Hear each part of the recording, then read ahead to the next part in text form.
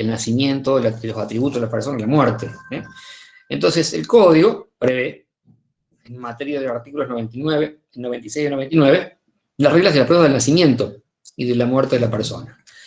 El registro del estado civil y capacidad de las personas, lo que ofrece, lo que tiene, en realidad, son las partidas.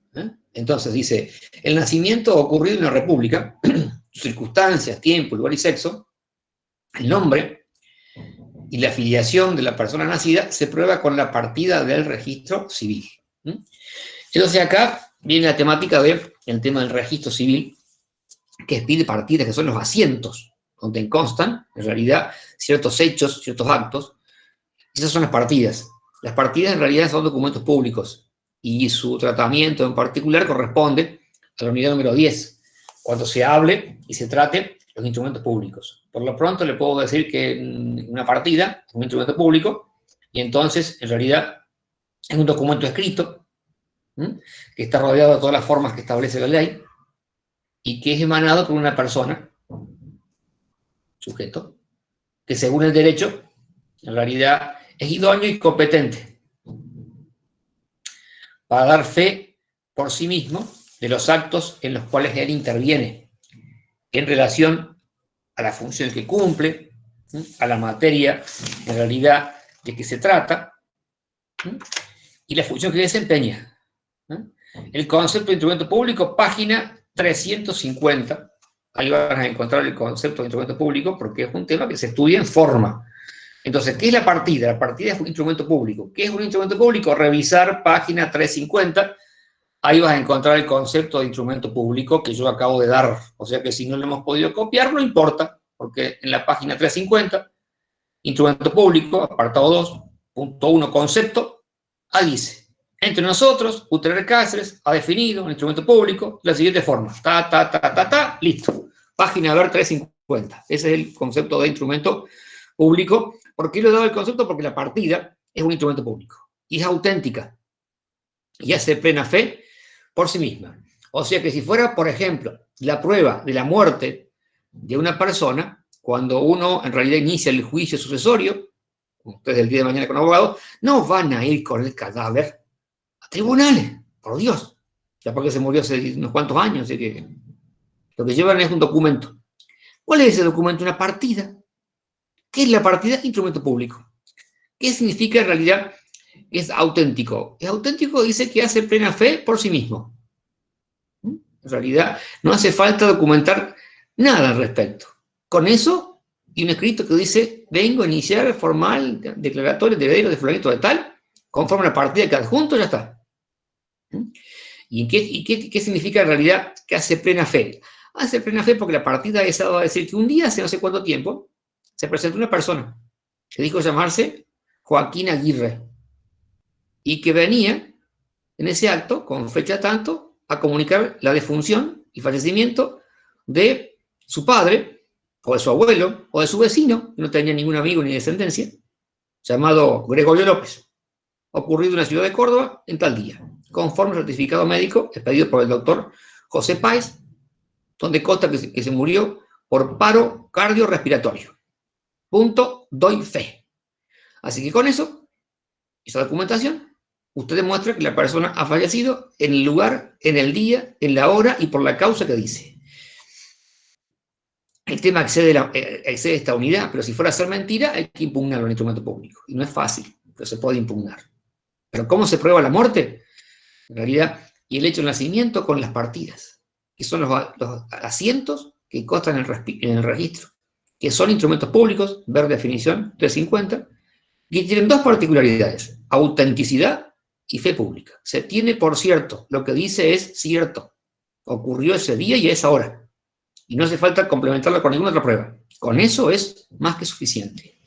Eso lo emite el Registro Nacional del Estado Civil y Capacidad de las Personas, a la realidad, en base a esa documentación. Entonces dice, ¿cómo se prueba el nacimiento y la muerte de la persona ocurrida en lo que es en realidad en la República?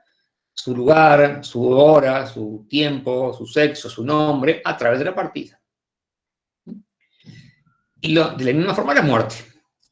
¿Qué puede pasar en realidad a veces con las partidas? Bueno, se puede por allí rectificarse la partida porque tiene un error. Claro, acá hay una ley, que es la ley 26.413, que es la ley justamente de creación del registro del Estado civil y capacidad de las personas, que es del año 2008, que derogó un decreto, el 8204 del año 1963, porque el Código Civil de Vélez no tenía regulación respecto de esto. Hablaba de las partidas acá, las partidas allá, pero no había ninguna norma que las tratara, por eso se dictó el decreto ley ese, primero, y luego la ley del 2008. El código actual no hace referencia a cómo, por ejemplo, se hace una rectificación de la partida. ¿Por qué? Porque se remite a lo que establece la ley esa, que determina cómo se hace una rectificación de una partida. Por ejemplo, puede ser que en realidad haya que modificar el apellido de la persona. Por ejemplo, supóngase, para nombrar justamente un apellido de un colega mío que está acá en la Facultad de Derechos Reales, supóngase que él va en realidad a comunicar el nacimiento de su hijo, toma nota, se llama Dante Rossi, mi amigo, Dante Rossi, y los radicales, Dante Rossi, creo que es candidato a algo, gobernador, no sé qué diablo por ahí, no sé qué gane, es diputado, no sé qué diablo, y claro, Rossi, y entonces va a denunciar el nacimiento de su hijo, y él se llama Rossi con 2 S, apellido. Y cuando le da la partida, va a la casa y dice, uff, pusieron Rossi con una sola S, está mal. Entonces, ¿qué hace? Presenta una nota y dice, mire, yo tengo mi documento, tengo mi partida de nacimiento, soy Rossi con 2 S. Y han puesto en realidad a mi hijo Rossi con una sola S. Es un dato, en realidad, un error que tiene el registro. Entonces, se hace en realidad un pedido, el director del registro ordena que se modifique, y tiene una resolución diciendo, por un error material, se omitió considerar una letra S en el apellido Rossi, que debe ser con 2 S. Consecuentemente, ordeno que se rectifique la partida y en realidad se consigne el apellido correcto. Entonces se hace en el margen, en el costado derecho o izquierdo, se dice, por resolución número tanto, del año tanto, el apellido de la persona nacida es tanto, Rossi con 2 S y no con una sola. Eso es porque un error básicamente del registro, para anotarlo. Se hace como tiene un trámite interno. Cuando hay algún error, hay que modificar una partida, porque por cambio de nombre, póngase, como yo les contaba la otra vez cuando hablamos de los nombres, que había nombres que eran complejos por allí, difíciles de pronunciar, que su nombre porque tenían un significado difícil, complejo, entonces en realidad la persona se logra cambiar el nombre. ¿Cómo se hace el cambio? Y hay que hacer un procedimiento judicial en donde no hay contraparte, es uno mismo nomás que se presenta a la escuela y dice, mire, yo en realidad tengo tal nombre, entonces me llamo Elba, de apellido, de nombre, soy Elba, de apellido Gallo, me dicen Elba Gallo, y yo la verdad que no me gusta eso porque me hace acordar a un peyorativo, Elba Gallo, queda feo. Entonces, voy a cambiar el nombre, me gusta Josefina. Entonces se hace un trámite y corre vista el fiscal, y si nadie se opone, se modifica Elba por Josefina. Entonces va a ser Elba Gallo, Josefina Gallo. Hay que contarle al registro civil lo que pasó. Entonces se le abre un oficio al registro civil, se recibe el documento del registro, se procede en realidad en el margen de la partida, en el margen de los costados, ¿viste? El margen derecho, el margen izquierdo, ¿viste? La partida, se hace un marginal acá largo así. Por resolución, sentencia número tanto, del juez tanto, modifica el nombre de la persona. En lugar de ser Elba, se llama Josefina. Está. Y profe, ¿qué razón tendrían ellos, por ejemplo, para oponerse a eso que vos querés cambiar? ¿Quién? Los del registro que vos tienen que aprobarlo. No, eso tiene que cumplir la orden del juez. Si hay una parte, en la parte de la ley del artículo del nombre, dice que se puede cambiar el nombre, es relativamente inmutable, yo les dije, el nombre es relativamente inmutable, no obstante, si por razones fundadas, en realidad se puede hacer un cambio, básicamente, de lo que es el nombre.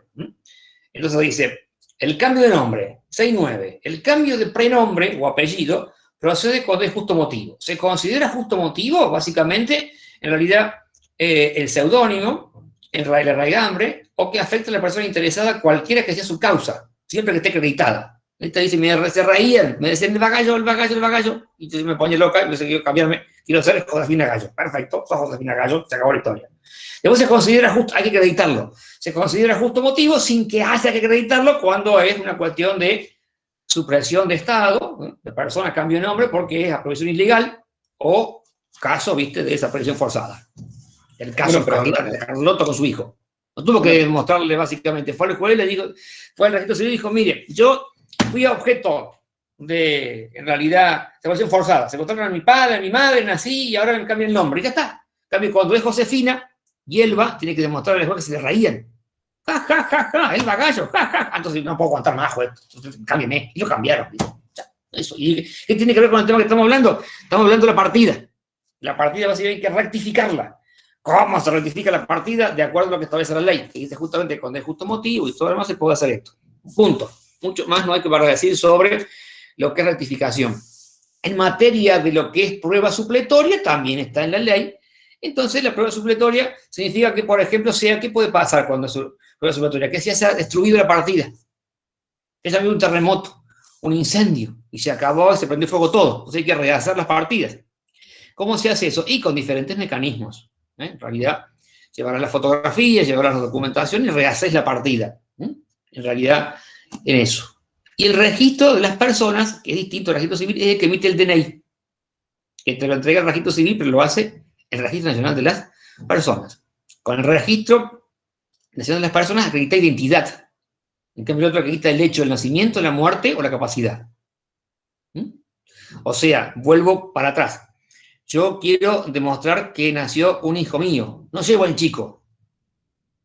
Llevo la partida de nacimiento. Quiero demostrar que cambió de estado civil. No llevo a la esposa o esposo. Llevo el acta de matrimonio. ¿A dónde lo llevo? Bueno, como yo les contaba, la caja de abogados te da un subsidio por nacimiento del hijo. Vos tenés que acreditar el hecho del nacimiento del hijo. ¿Cómo lo acreditas con el chico? No con la partida. Está acreditado. Dice el señor, tiene acreditada la partida. Pase por la caja a cobrar. Y ahí, ¿qué tenés que mostrar? La partida no, el documento nacional de identidad. Ese que dice, y ese que está allí, que se llama Alfredo Marmisole, que es supuestamente el padre, es el que está acá presente. Con esto acredito el nacimiento del chico. Con el DNI acredito básicamente que soy ese que está ahí. Entonces, el Registro Nacional de las Personas otorga el documento nacional de identidad. El registro civil te otorga las partidas, que acreditas el nacimiento, la capacidad, el estado de la persona, cuando está casado, y la muerte de la persona. Eso es básicamente lo que hay que saber respecto de esas cuestiones. Entonces, como dice el 98, a falta de nulidad del asiento, no falta asiento, si no hay registro público, o es nulo el asiento, ¿por qué es nulo? Porque el oficial que lo firmó estaba despedido, y el porfiado seguía firmando los partidos. O porque estuvo mal designado, o porque le falta la firma, se olvidó de firmarlo el oficial público, pasó a la otra partida, que levantó la hoja del libro, siguió. Después se dieron cuenta que faltaba la firma del oficial público que se llamaba, en ese entonces, Juan Carlos García, y como se murió, no puede venir del más allá, más acá, a firmar la partida es nula, por falta de firma. Se nula la partida, se rompió la partida, se le rompieron los ratones en la partida, en realidad en el registro, porque en el registro donde hay papeles hay muchos ratones, así que se los comieron los ratones, o vino una inundación, o se incendió, o terremoto, lo que fuera, hay que en realidad hacer la prueba supletoria, a través de cualquier medio de prueba, para poder en realidad lograr y convencer al juez de que efectivamente nació, se casó, no se casó, o se murió. Básicamente está lo que estamos hablando de la cuestión. Ahora, ¿cómo es la falta de asiento? No hay asiento. No hay asiento porque en realidad no tiene, se rompió la hoja del libro para comer los ratones, falta el asiento. O se perdió el tomo. O si no, básicamente es nula porque tiene algún defecto de forma y hay que rehacerla para hacerlo nuevamente. Todos estos casos en realidad se va a la ley del registro civil, tiene la mecánica cómo se hace esta historia. Usted básicamente en el registro civil lo que hace es dar la fecha aproximada y pide búsqueda. Y van a decir, no la encontramos. Bueno, vamos a rehacer la partida, porque yo nací, efectivamente, y acá nací, y tengo partida, tengo documento, hay que rehacerla la partida. Entonces, ahí está la mecánica, se suele así, se hace búsqueda, y como no se va a encontrar, pues, entonces en realidad se corrobora eso, y comienza básicamente el proceso de la prueba supletoria, básicamente, que tiene esto que estamos en realidad hablando sobre este tema. Profe, una pregunta. Sí. Esto que plantea acá también el artículo 98 en caso de desaparición del cadáver. Claro, eso es cuando, mira, también tiene que ver la existencia de la persona, en fin. Acá ocurre que la prueba, para comprobar básicamente primero el hecho de la muerte, el hecho básicamente de la muerte, es a través, en realidad, de los medios técnicos, como dice básicamente el código, dice, comprobación de la muerte, dice. La comprobación de la muerte queda sujeta al estándar médico aceptado, aplicándose, en un caso, la ablación de órganos cuando sea necesario. O sea que acá limita a la ciencia médica. Entonces, básicamente, hay una comprobación de que la persona ha fallecido a través del cadáver. Las viejas partidas, y tenía acceso a algunas viejas partidas de los 1800 y pico, decían que formalmente, acá no lo dice el código, por supuesto, tampoco lo dijo nunca esto, que tenía que preguntarle, en realidad el oficial, y preguntándole al fulano 2 veces, y este no respondió, lo daba por muerto. Si estaba muerto, obviamente no iba a responder. No sé si te responde el muerto, es uno que te pegas también, ¿viste? Entonces acá te dice que no, que aquí en el estándar médico se establece cuándo se está comprobado la muerte o no. Así que es la ciencia médica la que determina cuándo está muerto o no. Ahora, ¿qué puede pasar acá? Siempre tenemos presencia del cadáver. Puede ser que no lo tengamos el cadáver. Si no tenemos el cadáver es complicado en realidad para comprobar la muerte. Ahora, si el cadáver no se halla o no puede ser identificado, no se halla el cadáver porque no lo tenemos enfrente para preguntarle como en la antigüedad por el nombre, para que nos diga. Bueno, se hace más eso. ¿Por qué? Y porque está en realidad bajo tierra. Suponte que no pasó, gracias a Dios, pero los 33 mineros chilenos no hubiesen podido salir, no hace falta hacer ningún otro trámite, no hace falta ver el cadáver. ¿Por qué? Porque se había comprobado que estaban allí y no pudieron salir. Así que por más falta de cadáver que haya, se puede expedir igualmente la partida. ¿Por qué? Porque cuando no es hallado o no puede ser identificado, avión quemado, prendido fuego, el avión al momento de despegar, chocóse con una parte de fin de la pista, avión Lapa, todo calcinado, ¿qué cuerpo van a encontrar? Está todo calcinado. Si se comprueba que efectivamente, y convencemos al juez de que el pasajero iba, no hace falta tener el cuerpo, porque está irreconocible, entonces ahí no hace falta. El juez puede dar por comprobada la muerte y disponer la pertinente inscripción en el registro, o sea, a través de la partida, si la desaparición se produjo en circunstancias tales que la muerte debe ser tenida como cierta. Y hay que demostrarlo eso y convencerlo al magistrado. Eso es básicamente el caso, ¿viste? De cuando no encontramos el cadáver de la persona. Entonces ahí está el tema de lo que es el cadáver en realidad de la persona en esos casos allí. Bueno, ya está la prueba y cómo es el atributo. La persona, capacidad o incapacidad, se logra a través de la partida, según la edad que tenga, por supuesto. Y si una persona que está incapaz, porque le han asignado curador, entonces en la partida de nacimiento se consigna que la persona está absolutamente imposibilitada de comunicarse, como es el 32, cuarto párrafo, por cualquier medio, modo, formato, y entonces se le asigna un curador, y ahí se demuestra que esa persona es incapaz, por más que tenga 30 años, 40, porque no puede entender de ninguna forma en la capacidad. Y si tiene menos de 18, se demuestra que es todavía menor de edad por la partida. Si tiene menos de 13, es niño, niña, adolescente. ¿Por qué? Por la partida. Tú tomas la fecha, te das cuenta, si vas comprobando todos los atributos de la persona, su capacidad, su incapacidad, la muerte, la edad de la persona, es el 99, hace un estudio que se hace básicamente para determinar la edad de la persona, ¿no? En caso que no se pueda saber qué edad tenía, por ejemplo, para poder pedir la partida, en caso que no estuviera inscrito, a través de esos artículos. ¿Cómo se acaba la existencia de la persona humana? Por la muerte. La muerte es la que, también la existencia de la persona por la muerte, artículo 93. Ya vimos cómo se comprueba la muerte, explicado también el caso del 99, que es cuando no se puede reconocer el cadáver. Y también ahí viene la hipótesis de la cormoriencia. La hipótesis de la cormoriencia es una figura en donde cuando por un desastre común, en realidad mueren las personas al mismo tiempo. Cuando dos personas morían al mismo tiempo, y eso lo va a explicar seguramente en romano, Andrich, pero había presunciones diversas en algunos casos. Esto es que si se murieron en un accidente común dos personas, una de sexo masculino y otra femenino, se suponía que se había muerto primero la mujer. Si se habían muerto dos personas, una menor y otra mayor, primero el menor, después el mayor. Si se había muerto un hombre, una persona adulta y un anciano, el anciano. No tenía razón de ser semejantes cosas.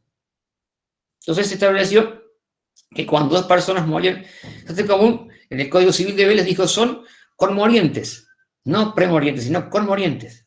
Se consideran que han muerto los dos al mismo tiempo, sin que medie básicamente ningún tipo de transmisión hereditaria, porque la cuestión pasaba por la herencia también. Ahí está un poco la mecánica. Imaginen que Joaquín, por decir, y Marianela, por decir, se casan. Antes de casarse, el padre de Joaquín le regala una casa donde van a vivir. Y antes de casarse, el padre de Marianela, una casa de veraneo. Los dos son propietarios, dos inmuebles. Contraen nupcias, se van a un avión, se cae el avión y se mueren. Se puede saber quién murió primero. Si explicamos la cuestión de que muere primero la mujer, la casa de la Marianela pasa al patrimonio de Joaquín. Pero muerto Joaquín pasa al patrimonio de los padres de Joaquín.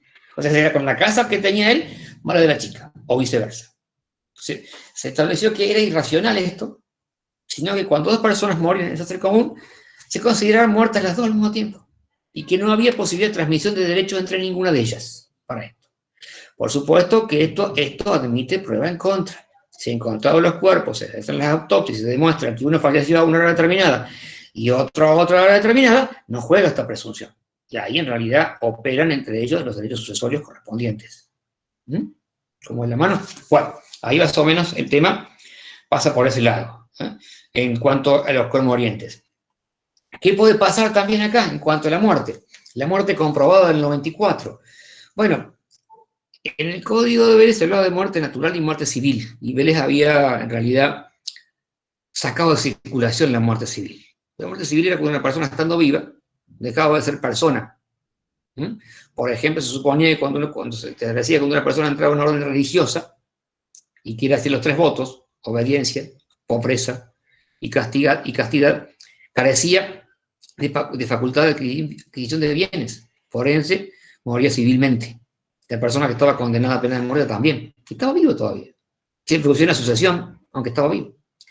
Entonces les dijo, acá no hay más muertos que los muertos reales. Se habló de muerte real.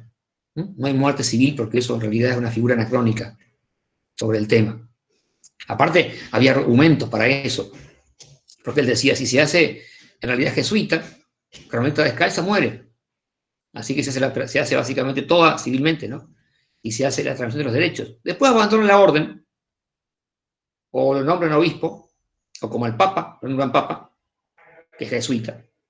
Pero como está en realidad en el obispado, deja de hacer en realidad el voto de pobreza. Solamente obediencia y castidad. Porque los curas tienen bienes, aclaro, tienen patrimonio los curas. Salvo aquellos otros que están en congregaciones en donde les obligan a ser pobres, los franciscanos. O sea, decía, y después se van, o los nombran obispos y renacen.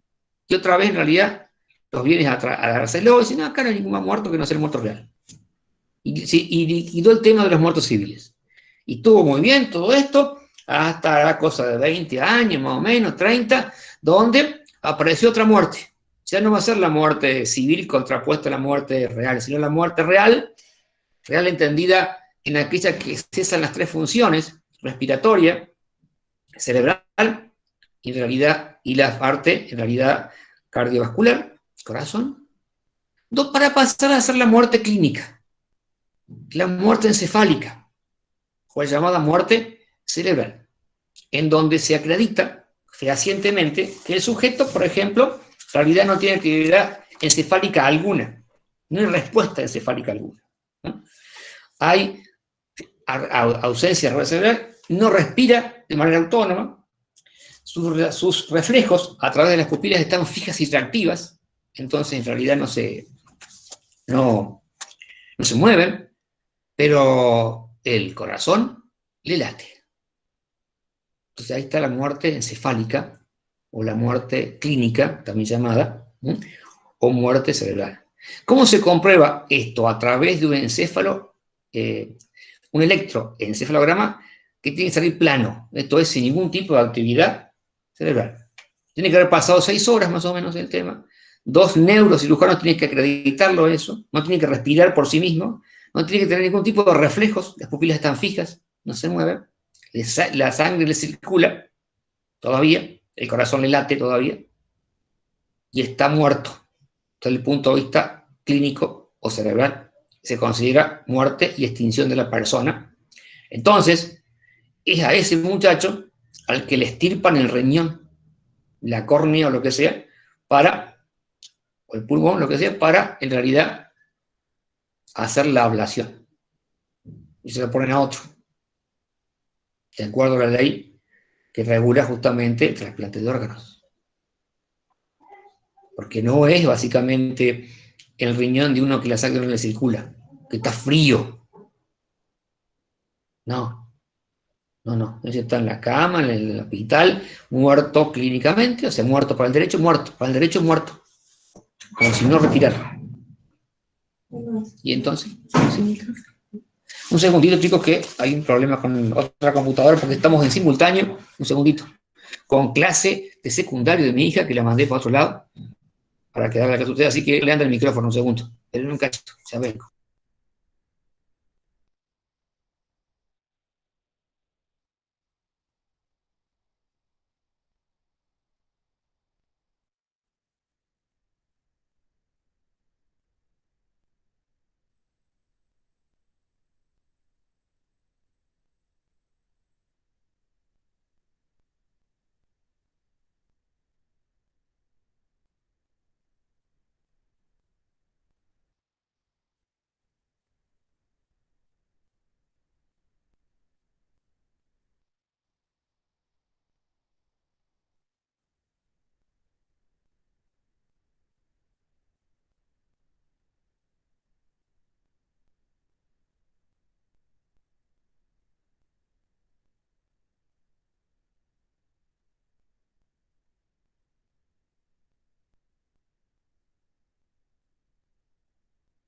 Muy bien, listo.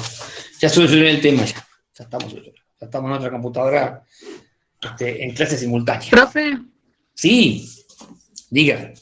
disculpa, ¿podemos volver a explicar la muerte civil?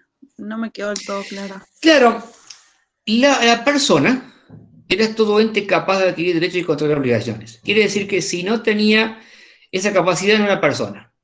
¿Está? Toda persona capaz de... O sea, los esclavos para el derecho romano eran cosas, no eran personas. Los esclavos no podían ser titulares de derechos, ni compraban ni vendían, ni eran dueños de nada, porque eran esclavos, eran cosas, como un perro, como un gato. Se llama semoviente. La cosa que se mueve por sí misma. Entonces, se dijo siempre que el derecho civil, la persona, era el ente que era capaz de adquirir derechos. Si la persona era condenada a muerte por pena infamante, porque en realidad era Gorka, o se hacía religioso, en realidad, no religioso en realidad, de aquí lo secular que vive el mundo, sino el que no regular, que está sujeto a la regula, que tiene que ver con las órdenes religiosas como los franciscanos, como los jesuitas, se considera que ya perdía la posibilidad de adquirir derechos algunos, por lo tanto perdía la personalidad. Y no era una muerte real porque estaba caminando, estaba vivito y coleando, pero para el derecho estaba muerto civilmente porque no podía adquirir ningún bien. Entonces esa era la muerte civil.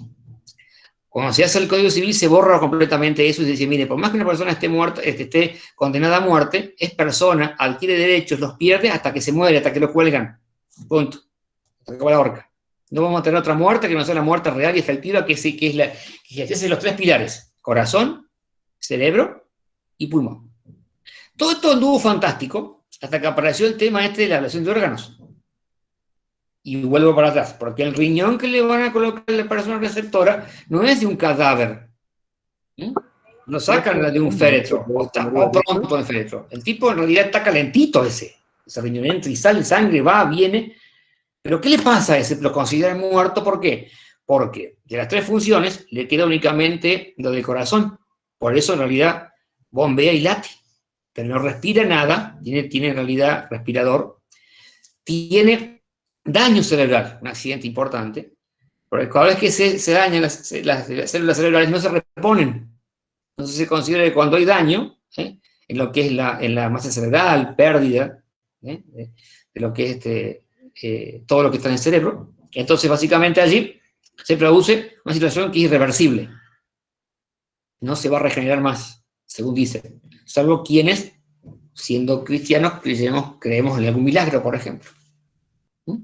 Pero para el derecho eso, como no, que el derecho que se basa en la ciencia, que dice que no ocurre, que cuando hay básicamente una lesión cerebral es irreversible. ¿Y cómo se comprueba? Con un electroencefalograma que sale plano, esto es que no tiene movimiento, el cerebro está planito, como si fuera el corazón, planito, no respira de manera autónoma y tiene las pupilas fijas. No le puede pinchar el pie, con una aguja, le pone un encendedor, le pone un cigarrillo, no hace nada, tipo, nada, no siente nada.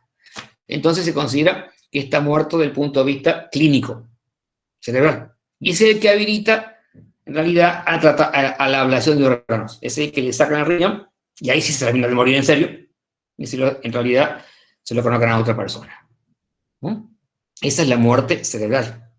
O sea que en muerte está la muerte, que es una, si bien el libro dice que es una sola, que es de las 3 funciones, hay una situación donde a veces operan de manera automática, no, mayores veces, y otras veces en realidad pasan estos casos. Y entonces allí aparece la muerte cerebral. Ahora bien, ¿qué es la comprobada? ¿Cómo se comprueba? Porque está el cuerpo. Cuando no está el cuerpo, pero puede ser tenida por cierta, con el caso de que hemos visto en el 99, el 98, el caso del avión, el caso del minero, se tiene igualmente por muerto y hay que convencer al magistrado de que es así para que ordene que se inscriba básicamente en el registro la muerte en la partida que se va a expedir, que va a acreditar que la persona murió. Después tenemos otros casos en donde la muerte es presunta. Muerte presunta.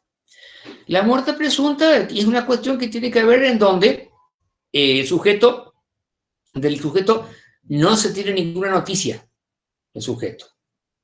Ha desaparecido de su domicilio, no se tiene noticia de la persona o información, y si pasa un tiempo establecido por la ley, la persona se considera presuntamente fallecida.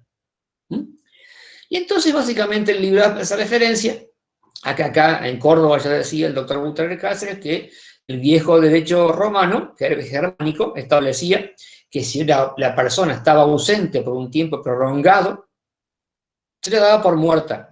En 5 años no aparecía. Después el sistema francés, en donde se hablaba de ausencia, pero no de muerte. El nuestro fue ausencia con presunción de fallecimiento. Y básicamente lo que se presumía era el fallecimiento. Por eso quedó muerte presunta, básicamente. ¿Cómo es la cuestión acá? Acá hay que diferenciarlo. ¿Sí? ¿Habla? ¿Quién? ¿Por allí? ¿Sí? Cami. Dele. ¿Cuánto tiempo tiene que pasar para presumir que está muerto? Claro, hay situaciones diferentes que ya vamos a establecer. Hay 3 plazos diferentes porque obedecen a 3 situaciones de hecho diferentes. Yo antes de entrar a eso quería decirle que una cosa es la muerte presunta, básicamente, que está, y otra, muy distinta, es la ausencia del sujeto, sola, ausencia sola.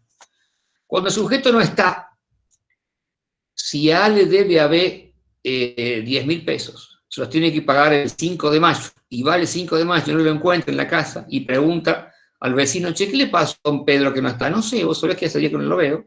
Y le pregunta al otro, no sé, estuve con él hace 10 días, pero después no lo vi más.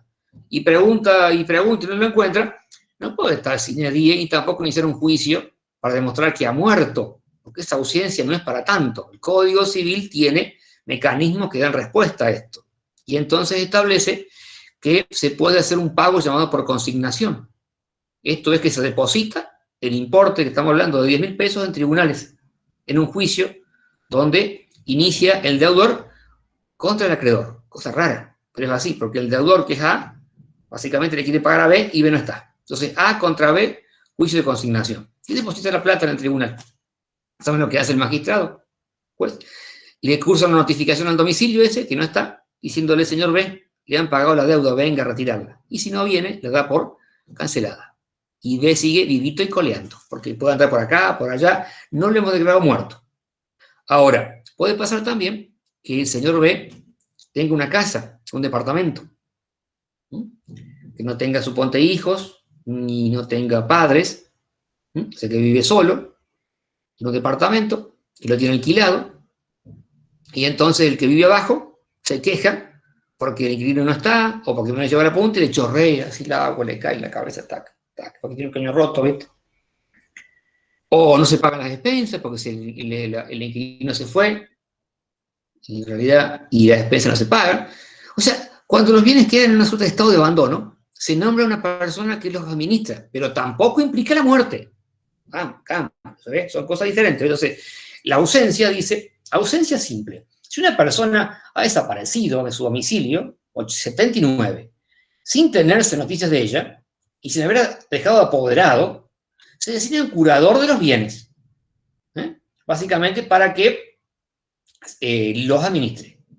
¿Quiénes son en realidad? En realidad, hay que pedir en realidad al Ministerio Público, quien tenga interés legítimo, por ejemplo, un ascendiente, o por ejemplo, alguien que el administrador de la inmobiliaria, decir, mire, yo tengo poder para cobrarlo únicamente, pero no para hacer reparaciones, pero la persona no está y hay que arreglarlo a esto que va a hacer.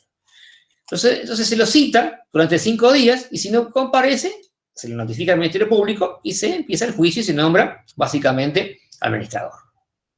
Entonces, el oído defensor, si concurren los extremos legales, el juez declara la ausencia, ausencia simple, no es ausencia con desfallecimiento, es simple. Y le dan básicamente un curador. Hace los actos de conservación de los bienes. Esto en realidad concluye, como se presenta el ausente, personalmente, aquí estoy y ya volví, o mando un apoderado, y una persona con un poder dice, no, está en Buenos Aires, vengo yo de allá, y me dio un poder para que yo me meta a la casa. Por la muerte comprobada, o si no, por el fallecimiento presunto, que es lo que viene ahora. ¿Qué puede pasar? Esta persona puede ser que deje bienes abandonados o no. Si los dejó, ya le pusimos un curador para que los administre. Si no los dejó, porque no tiene bienes, ¿qué puede pasar? Puede pasar de que la persona, estando ausente de su domicilio, si pasa básicamente el plazo de 3 años, se considera que está presuntamente fallecido. Eso es lo que dice el 85. La ausencia de una persona en su domicilio sin que se tenga noticia de ella por el término de 3 años causa la presunción, dice el 85, de su fallecimiento, aunque tenga un apoderado. ¿Cómo se computa el plazo? Desde la última noticia que tenga el ausente. Ese es un caso, lo ordinario. No sabemos qué. Salió, fue a comprar cigarrillos, nunca más volvió. Casos extraordinarios, son casos muy particulares, porque se presume que ha fallecido si la persona se encontró en un lugar donde había un incendio, un terremoto, un tsunami, una guerra, u otro caso semejante, se fue a excavar a la Aconcagua y no volvió más, se fue al Polo Sur y no volvió más, en realidad, susceptible de ocasionar la muerte, o tuvo una actividad que implique riesgo, como te decía, no se tenga noticia. ¿En términos de cuánto? De 2 años. Esto en un caso extraordinario, 2 años. Por ejemplo, en un incendio, terremoto, acción de guerra. Se cuentan desde que el hecho ocurrió o pudo haber ocurrido. Suponte que hubo un terremoto, uno fue un día lunes, y siempre viene réplica, el martes vino otro, o el miércoles. Si uno solo ese día lunes, 2 años para adelante. Si no sabemos bien, y uno ocurrió un terremoto el lunes, y otro el viernes, y el miércoles, término medio. A partir del miércoles, 2 años para atrás. En realidad, esa es la fecha, el caso que se encontró, que puede ocurrir. Y el caso de que hubiese viajado en un buque o aeronave que está naufragado o perdido. Si no se tienen noticias por 6 meses. Que no es el caso del avión que se estrella en la pista, o que lo encuentran en el avión en el monte, o el camino del avión que se cae en el Triángulo de las Bermudas. O el barco que se hunde y no lo encontramos. Porque si lo encontramos, tenemos ahí, podemos decir, está medio, está reconocible, aplicamos el caso de la muerte con el cuerpo. Está irreconocible, porque se prendió fuego, aplicamos básicamente el 99, ese que decía, 98, que decía, si no es reconocible, pero se puede dar por comprobado, porque trae nómina los pasajeros, lo dan por muerto. Entonces no lo encontramos, no está el avión por ninguna parte, ni el barco por ninguna parte. No están abajo, allá en la mina de tantos metros. No están, no sabemos. Salió de una parte y dice que el barco desapareció. Y el avión desapareció. Entonces, en ese caso, 6 meses. ¿Quiénes pueden pedir, básicamente, estas personas? Cualquiera que tenga algún derecho subordinado a la muerte, un heredero, puede pedir, básicamente, la declaración del fallecimiento presunto, justificando todo esto que estamos hablando. El juez del domicilio del ausente es el competente. Ahí está la importancia de lo que tiene el domicilio. Determina la competencia de los jueces. Procedimiento. Curador de bienes. En caso de que no tenga, como tenía este que dijimos antes, que tenía un departamento y que estaba a la deriva del departamento, en caso de que no tenga un curador y haya bienes, se le nombra justamente curador de bienes, para que los administre durante el periodo que dura todo el proceso. Después le dice, 89. Pasados 6 meses, recibida la prueba, el juez declara el fallecimiento presunto. Chicos, si se comprueba todos los extremos de las pruebas que hay que pedir. Y fija el día en que presuntamente, porque hay que poner una fecha en la partida, se murió tal día. Bueno, en el caso ordinario es el último día del primer año y medio. O sea que dividir los 3 años, un año y medio para acá, no para allá. El último día del primer año y medio es la fecha que va a aparecer en la partida de función. En el segundo caso, es el día del hecho, del terremoto. Y si no se puede saber, el término medio en que pudo haber ocurrido. Uno ocurrió un lunes, otro un viernes, el miércoles entonces ponemos fecha. El lunes 10, viernes 15, ponemos en realidad miércoles 13. Esa es la fecha que va a aparecer en la partida. Y si es una nave o aeronave, el momento en que no tuvo más noticias del buque, de que salió el radar, y la última comunicación. Si se puede en este último caso, se pone hasta la hora que pudo haber pasado. Una vez que esto está hecho, concluido, y tenemos la fecha de fallecimiento y la inscripción en el registro, hay que ver el tema de la parte patrimonial y la parte extrapatrimonial. En lo que atañe a la parte extrapatrimonial, esto es el estado civil, dice el código, en realidad 402, creo que ahora se me fijo, el artículo, que trata que el matrimonio se extingue el matrimonio por la muerte, por el divorcio, 435. El matrimonio se extingue por la muerte de un cónyuge, comprobada por supuesto, por el divorcio, judicialmente declarado, o por la sentencia de la ausencia con presunción de fallecimiento. O sea que la parte extrapatrimonial, si tuviera casado o casada, desaparecido, el otro reviste de calidad de viudo o viuda, según sea el caso. Una curiosidad, en el régimen anterior no extinguía el vínculo. O sea que seguía casada con un ausente, o casado con un ausente. Para poder destruir el vínculo, había que hacer un sacrificio enorme. Esto era volver a casarse. Porque no era ni viudo, ni soltero, y casado con un ausente. Entonces había que volver a casarse para poder extinguir el vínculo. Acá no. La sentencia determina que la persona en realidad se encuentra otra vez con capacidad nupcial, por supuesto, y que en realidad es viudo, porque es ausencia, confusión de fallecimiento. Si reapareciera el fallecido, aparece y dice, hola vieja, ¿cómo te va? Acá conseguí los cigarrillos. No, me llevó 5 años, ¿sabes? Busqué por todos lados, así, no lo puedo encontrar. O te fui a comprar chocolate y realmente busqué el tuyo que te gustaba, y vino a otro, y a otro, y a otro, y bueno, acá lo encontré, mira, acá está el chocolate. Si reaparece el difunto, que se pega un susto bárbaro el que está, porque ya lo dio por muerto, se lo sacó encima y le volvió, y apareció y dice, otra vez. Entonces, ¿qué vale? Vale, si se casó, vale el segundo matrimonio. A menos que haya sido un fraude, por supuesto. Lo encerraron durante 7 años para darlo por muerto y recuperar la virtud nupcial. Imagínate, te encierran por 3 años para que Uno dice, ¿para qué tanta historia? Te digo, ya es listo. Vos te vas a tardar 5 a 30 años. Déjame bromar. Creí, andate. Profe, No me encerré en la habitación del sótano. Parezco en realidad como el clan Pucci, ahí encerrado, ¿viste?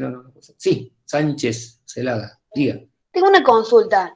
Sí. Por ejemplo, Sí. si alguien desaparece en el código aparece que a partir de unos determinados años, cuando Claro. alguien desaparece se declara muerto. Sí, ¿Qué pasa 3 si esa años. persona ¿Sí? vuelve a reaparecer? No sé, Y o lo estoy diciendo, aparece en realidad.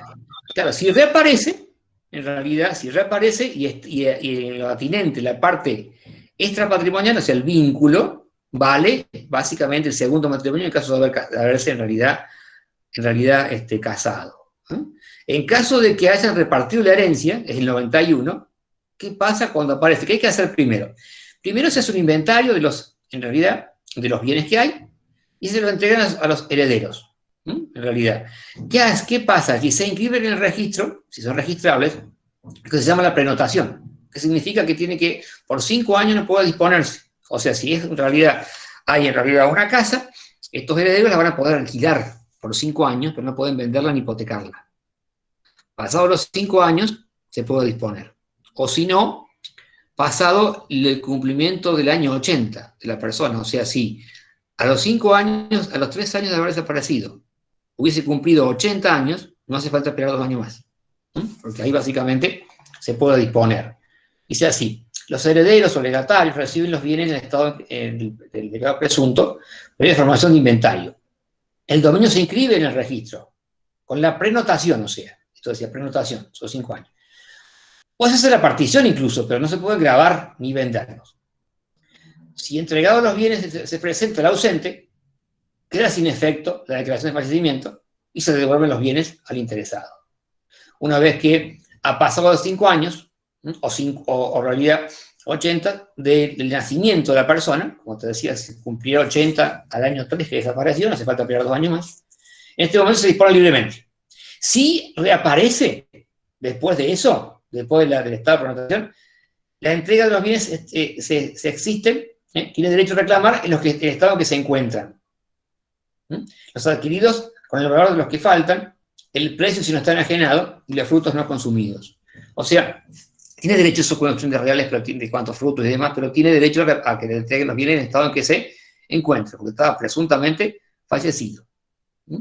Eso es lo que ocurre cuando reaparece, que te pega un susto bárbaro, ¿viste? El tema, cuando aparece básicamente el muerto. Acá, en realidad, es cuestión de todos. Por alguna vez me contó me contó una vuelta un caso, que había usado en su pueblo, pero no era parecido a pero era gracioso. Gracioso medio macabro, pero donde había uno que se había fallecido, lo habían velado y todo, y después apareció. Habían velado a otro, ¿viste? Y lo ayudaron y todo, y apareció el muerto. ¿Te imaginas el susto que no era caso como pero ha pasado casos donde aparece un muerto que estaba... Es que hay una canción que dice que no estaba muerto, estaba de parranda. No estaba muerto, estaba de parranda. Si estaba por ahí, apareció. Así que puede pasar todo. Se ríe en realidad Martínez, por acá la veo en la foto, está riendo las tonterías que digo yo por allí. Es para que no se duerman, porque esta hora te da sueño, ¿viste? Después, yo acabo de comer hace un rato bife de la criolla, pero con gaseosa. Eso básicamente es un crimen porque es tomar un poco más fuerte, pero no, si se me va a dar mucho sueño. Así que básicamente me tomo un café, un vaso de agua y un poco de gaseosa y acá estoy. Pero la verdad que estaba para comer. Eso es lo malo estar en la casa. Yo estaba básicamente en la universidad, doy clase de 10 a 12 y espero hasta las 2. Y me quedo allí en la biblioteca leyendo. Cambio acá, ¿qué hago? Como. Y como solo nomás. Porque si hiciera otra cosa más estaría dormidazo ya. Así que por ahí a veces hay que decir alguna tontería para que si no uno se cansa por ahí. Y se da sueño por ahí. Entonces, esto es básicamente cómo se extingue la persona con la muerte comprobada, que puede ser, como te digo, la que se llamada muerte real, que no se llama así, pero es para distinguirla de la muerte cerebral, de la muerte encefálica. Después está la muerte presunta. Y ahí decimos que hay un caso que es ausencia simple, ¿sí? Antes de los 3 años es ausencia simple. O sea, tenemos que dar 3 para matarlo, no es que matarlo así nomás un saque. 3 años por lo menos, a menos que esté en un incendio, 2 años, o que vaya a estar en una nave que se viene abajo y no la encontramos, y ahí tenemos 6 meses para establecer esto.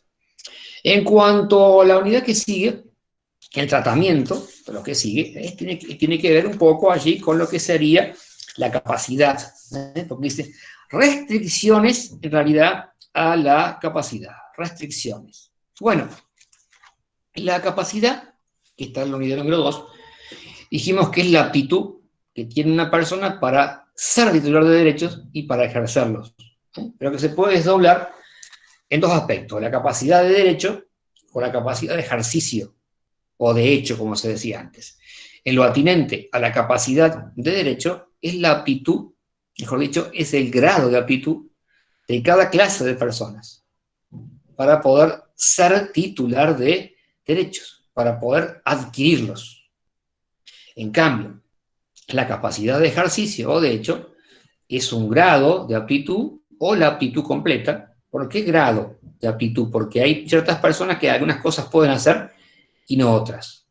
Por ejemplo, los menores tienen un régimen de incapacidad, a no ser que, de acuerdo a la edad determinada y al grado de madurez suficiente que contienen, ellos pueden hacer ciertos actos. O sea que es el grado de aptitud. O aptitud porque a partir de 18 la capacidad de ejercicio es plena. O sea que a partir de 18 años usted puede ejercer por sí mismo actos varios de la vida civil. Es la capacidad de ejercicio, es el grado de aptitud, o aptitud que tiene la persona humana para ejercer por sí mismos, ¿sí? Por sí mismos, actos varios de la vida civil. Entonces, ¿cómo se restringen ambas capacidades? Antes de eso, en positivo, o sea, capacidad. Hemos dicho que, en esencia, ¿qué es la capacidad de derecho? Es la aptitud para ser titular de derecho. En esencia, ¿qué es la capacidad de ejercicio? Es la aptitud de la persona humana para ejercer por sí mismo actos varios de la vida civil. La capacidad de derecho es una figura relativa. Nadie tiene capacidad plena de derecho, porque alguna limitación que vamos a ver va a tener. La capacidad de ejercicio se puede tener un poco restringida, relativa. El caso, por ejemplo, de estos menores de edad, que pueden hacer algunos actos y otros no, por ejemplo. O de manera absoluta, que es el caso básicamente de las personas que son capaces. Y después dijimos, ¿de quién se predica, como tercer y último ítem, de quién se predica la capacidad, en realidad, de derecho de toda persona, humana y jurídica? Porque es un atributo, no puede faltar. En cambio, la capacidad de ejercicio, o de hecho, se predica únicamente de la persona humana, porque tiene que ver con la posibilidad de ejercer por sí mismos, actos varios de la vida civil. O sea, ahí estamos hablando de lo que es capacidad.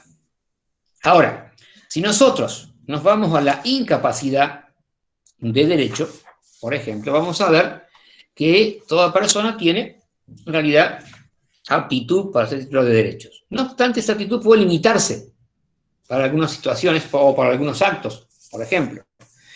Entonces, en realidad, dice por allí que toda persona, en realidad, puede ejercer por sí, puede ser titular de derechos. Sin embargo, hay impedimentos matrimoniales. Dice el artículo 403, que no pueden contraer matrimonio las personas que tengan vínculos de parentesco, de línea recta, en realidad, cualquiera fuera el grado, y entre hermanos bilaterales o parentescos por afinidad. O sea que ahí tenemos una suerte de imposibilidad de adquirir ese derecho. El 689 establece que ciertos contratos son prohibidos entre ciertas personas. Por ejemplo, los progenitores no pueden celebrar contratos con sus hijos por responsabilidad parental. O sea que si está en realidad el joven A, que tiene 15 años, puede contratar con su padre, el señor B. Ahora, cuando es mayor de edad, sí puede. Esto hablamos un poco la otra vez. No puede haber compraventa, cesión, partición de herencia. También, ciertas personas no pueden contratar. Artículo 1002. Por ejemplo, el funcionario público, respecto a los bienes cuya administración o enajenación están o han sido encargados de eso. O sea que si hay un funcionario público que tiene ciertos bienes que debe administrar o que tiene que enajenarlos, no los pueden comprar él. Si no, por ejemplo, hay bienes que pertenecen a la provincia o al municipio y se ha decidido enajenarlos, o decir otra vez el automóvil que usa el intendente o que usa el gobernador porque lo cambian cada 5 años, cada 3 años, lo que sea, hay que venderlo para comprar otro, no lo puede comprar él. porque ahí en realidad está la administración de las cosas públicas y no está bien visto que lo adquiera él, porque puede haber alguna maniobra, o sea que la puede adquirir cualquiera menos él, básicamente. Los jueces, funcionarios públicos, auxiliares de la justicia como un martillero, abogado, árbitros, un mediador, no pueden adquirir bienes en los procesos en que están interviniendo. Entonces, si en el juzgado de segunda nominación civil y comercial se lleva a cabo una subasta de un inmueble, el demandado señor no puede comprarlo el magistrado, el señor Z, que es justamente el que ordena que se subaste, porque ahí está en juego la recta administración de justicia. Se supone que no, si tiene algún interés el magistrado en adquirir ese inmueble, no tendría básicamente que adelantar los trámites, básicamente para subastarlo lo antes posible. Profe. Es decir, alguna cuestión disparatada. Pero en ese caso le prohíbe. El magistrado puede comprar en subasta, pero no en lo que él mismo ordena. A ver, contame algo que me querés decir. No, que ponle, pero en muchos casos esos funcionarios públicos estarían poniendo testaferros o cosas así que lo compren y después, pero lo terminen. Si se comprueba si se comprueba Lázaro Báez, se comprueba, queda sin efecto la venta. Es por él o por interpósita persona. Ahora, en realidad también el código dice que, el penal me refiero, ¿no? Dice por allí que nadie debe matar a otro porque si no tiene una pena de 825 y ahí mata gente. Ahora, si lo descubren, vas preso. Si no lo descubren, se da el crimen perfecto. Así que si el magistrado en realidad busca a alguna persona que compra por él y nunca lo descubren, y bueno, quedará así.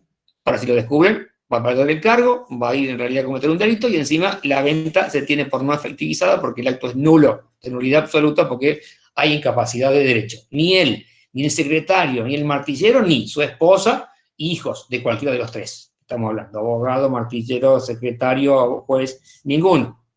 Aunque, vos me decís, yo conozco un caso que es así, bueno, puede ser. No lo digas público porque algunos lo va a denunciar y después lo van a investigar, lo van a comprobar y se va en realidad a extinguir lo que sería la adquisición. De todas formas, para ser más realista todavía, porque no sé quién está hablando, ni mucho menos, más realista de lo que digo, en algunas provincias que funcionan tipo feudos, pasan cualquier cosa. Ahí manejan la justicia como se les antoja los señores gobernadores y ponen jueces amigos, y ahí seguramente, caso María Soledad Morales, por Catamarca, por allá, que intocables, hasta que se apareció, y así varios, hay varios, Saadi, y de esos varios hay, por así decirlo, en las provincias del norte o del sur, en realidad hay bastantes situaciones como esas. Pero bueno, digo más allá porque ahí conoces que tal cosa, puede ser que haya algún juez del pueblo tuyo, de tu provincia, que haya comprado en subasta por esta persona y nunca lo hayan descubierto. O si lo descubrieron, eso porque en Argentina para ir a justicia no funciona mucho, que digamos. Por eso tenemos todo este problema. Por eso viene el tema de hacer justicia por mano propia y todo lo demás, porque por ahí, como no anda muy bien, la gente hace lo que no debe. ¿Viste? Se mató en realidad a dos delincuentes porque lo quisieron robar. Pésimo lo que hizo porque no pudo hacer justicia por mano propia. Los motivos personales, quizás, no sé, hayan sido entendibles, pero en una república no se puede hacer justicia por mano propia. Lamentablemente funciona así. Porque si en Argentina hubiese habido pena de muerte para esa persona, él se anticipó, los mató antes. Y no se hizo el debido proceso y está pésimo, porque es una garantía constitucional de que toda persona, por más que sea culpable, no lo es en rigor de verdad hasta que el juez no dice culpable. Y para eso tiene que haber, en realidad, un juicio donde haya una prueba, un alegato, la sentencia, apelación y cerrar todo el circuito. Así que, chicos, aquel que está robando y es filmado en el cajero mientras mata a otro, es inocente, hasta que el juez lo dice culpable, porque así funciona el sistema republicano. Hasta que el juez no investiga, aunque sea obvio, más claro que el agua. Porque si nos arrogamos en realidad a hacer justicia de mano propia, se acaba el sistema de derecho. Volvemos a través de la barbarie y hacemos lo que se nos antoja. Es fuerte, pero es una cuestión propia de derecho y de estudiante de derecho. Hasta que no está el debido proceso, el sujeto es inocente, porque es una garantía constitucional y un pacto que hemos hecho entre todos, que se mantiene, de que nadie puede establecer quién es culpable. Ahora, todo eso funciona perfectamente cuando, o es bueno y lindo, cuando la justicia funciona. Cuando no funciona nos ponemos loquitos, ¿viste? Entonces, después que te robaron, lo salía a robar al chorro y lo mataron. Y ahí se problema, y te problema la vida. Porque después te meten preso, lamentablemente. Así que no se debe hacer por más que ande mal el tema. Pero la verdad que yo entiendo lo que pasa por allí. Pero no se debe hacer justicia por mano propia. Tampoco debe ningún juez, por más que sea amigote, comprar a través de interposición de persona un objeto. Si lo hace, y si no lo descubren, como te decía, ese quematorio no lo descubrieron nunca, estará allí. Si lo descubren, el acto pasará a ser un acto nulo, de nulidad absoluta, y se torna absolutamente ineficaz el acto. ¿Por qué? Porque infringió el artículo 1002, justamente que dice, inciso B, que dice, los jueces, los funcionarios auxiliares no pueden, en realidad, establecer actos que tengan que ver con estos, en realidad, bienes. Los cónyuges, si han adoptado el régimen de comunidad de bienes, no pueden contratar. ¿Sí, Pedernera? En el punto número A, las prohibiciones para designar tutor y actos prohibidos del tutor. Ah, sí. Sí, sí. Eso en realidad son actos donde cuando hay en realidad un tutor, no puede realizar ningún acto, el tutor, que pueda llegar a hacer, que pueda hacerlo, por ejemplo, los padres. Entonces, y después también no se puede designar tutor a personas que son en realidad amigos íntimos o cónyuges. En realidad, o sea, si una persona tiene un menor y en realidad se ha casado con otra persona, ese hijo no es de la otra persona, es de ella. No puede designar tutor a esta persona, conviviente, amigo, porque son en realidad incapacidades. Están allí. Y también se le hacen extensivas al tutor y a los curadores las incapacidades que tienen los padres. O sea que no puede contratar el tutor con el menor de edad. Y tampoco el curador con la persona que tiene a su cargo. También estarían allí.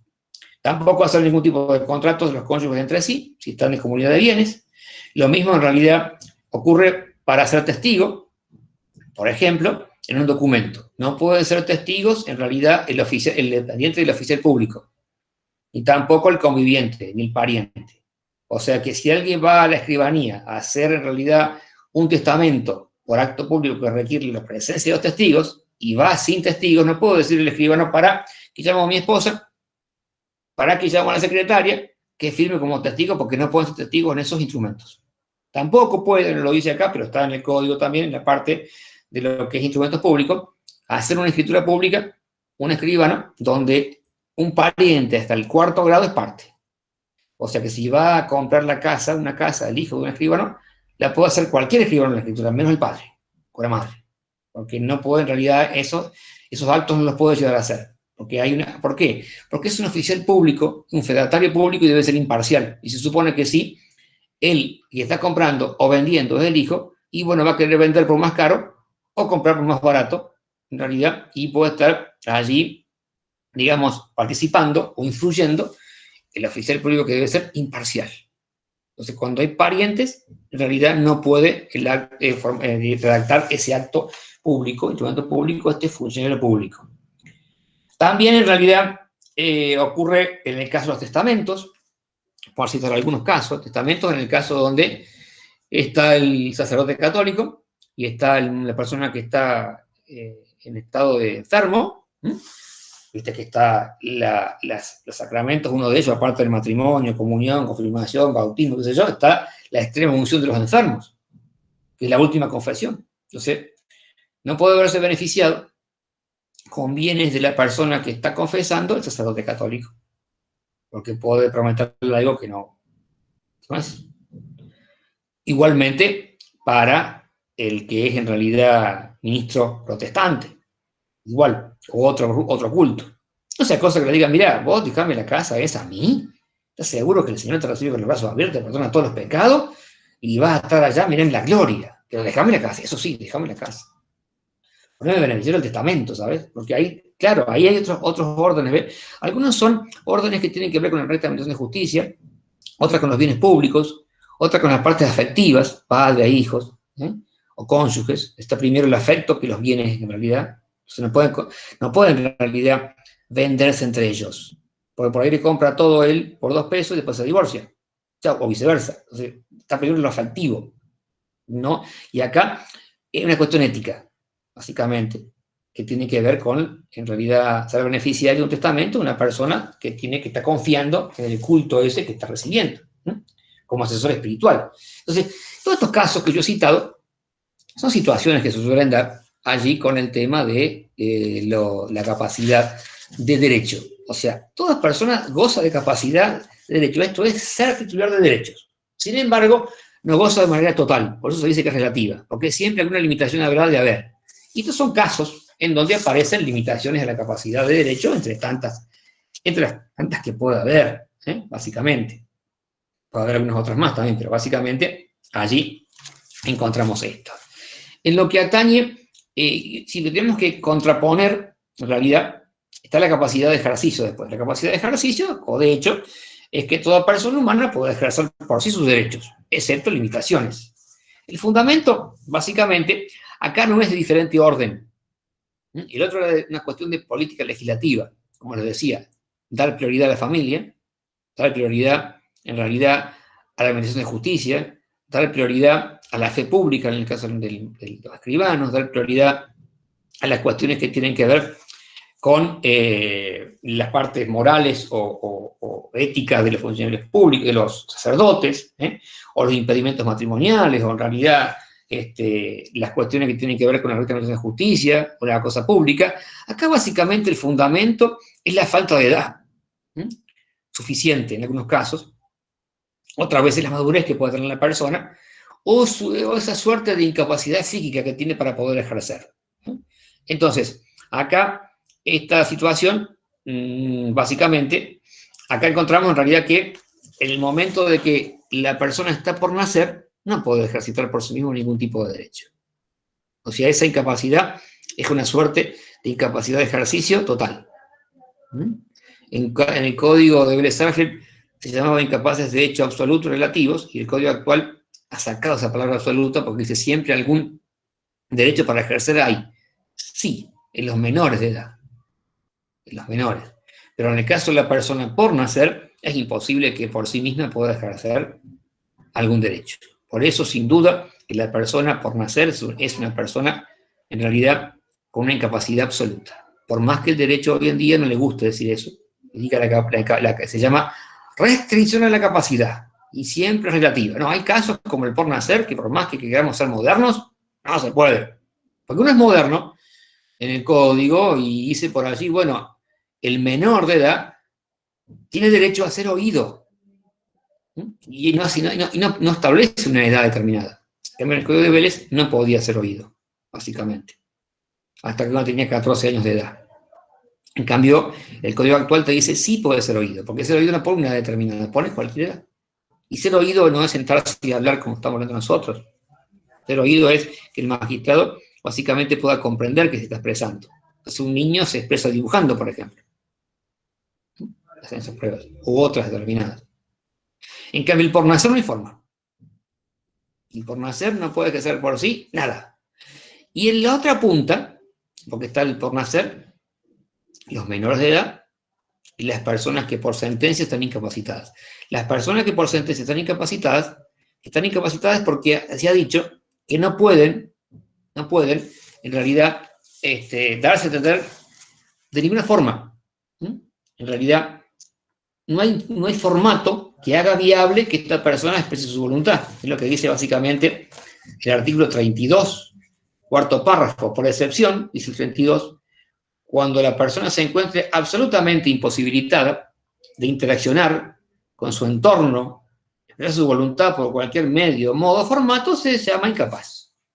O sea que vos tenés básicamente los dos extremos, el por nacer, siempre, en todos los casos, y la persona que tiene deficiencias psíquicas mentales, excepcionalmente, cuando no se puede dar a entender, se le llama incapaz, y no puede ejercer por sí ningún derecho. Estos últimos no son siempre así, porque por allí puede ocurrir que la persona padezca alguna enfermedad mental prolongada, permanente, del cual el juez estime, como dice el artículo, que del ejercicio de su plena capacidad resulte un daño, o tenga una adicción también. Entonces, ¿qué hace? Le restringe la capacidad. Y ahí sí estamos hablando de restricciones de la capacidad, porque por regla son capaces, por excepción son restringidas su capacidad. Los chicos del medio, que son los menores de edad, es más complicada la figura, básicamente, de estos muchachos, los que son menores de edad. Es más complicado. Porque estos menores de edad Por más que el derecho quiere, moderno, las técnicas, los tratados y lo demás, transformarlos en personas capaces de capacidad restringida, el código en el 26 dice que las personas menores de edad son por regla incapaces. Miren cómo dice básicamente el código en el 26. El ejercicio, la persona menor de edad ejerce sus derechos a través de sus representantes. Esta es la regla. O sea que son personas incapaces. Lo que pasa es que el 24... Que serían los padres los representantes en este caso. Sí, pero él está hablando de él en principio. Él es incapaz, no puede ejercer por sí los derechos. Mire cómo dice el 24. La persona es incapaz la persona que no cuenta con edad y grado de madurez suficiente. En el alcance dispuesto la sección 2, o sea, la que sigue. O sea que en principio las personas menores de edad son incapaces, excepto en los casos que pueden ejercer por sí mismos algunos derechos. Esto es importante tener presente porque el por nacer no puede ejercer por sí mismo ningún derecho, nunca. Y la persona que no se puede comunicar de manera absoluta tampoco. Salvo aquellos que tienen alguna chance, pero si no, no. Los menores siempre van a tener la posibilidad a veces de algunas cosas hacer por sí mismos. Por ejemplo, dice por allí. No obstante, dice por allí, si cuenta con edad y grado de madurez suficiente, puede ejercer por sí los actos que son permitidos por el ordenamiento jurídico. Por ejemplo, vamos a ver que dice una parte que puede, en realidad, celebrar pequeños contratos, que antes no podía. Por ejemplo, en algunos casos, en realidad, algunas cosas puede hacer. Por ejemplo, acá te dice que si tiene más de 13, o sea, si es en realidad un adolescente, que es el que va de 13 en adelante, puede, en realidad, para poder decidir si hay un tratamiento médico, si es invasivo o no, y ahí hay una variante, pero puede. Si uno se pone a ver, algunas cosas puede hacer, otras no. Pero la regla es que no es una persona incapaz. No sé, por ejemplo, hay un cuadrito acá en la página, estoy viendo, 1, 4, 3, que dice, incapacidades de ejercicio. Personas por nacer, niñas, niños, adolescentes, y personas con incapacidad mental, regla incapaces. ¿Y cómo se protegen? Por la responsabilidad parental, el menor, tutela cuando los padres no ejercen la responsabilidad parental, curatela el caso del que tiene salud, enfermedades, problemas de salud mental.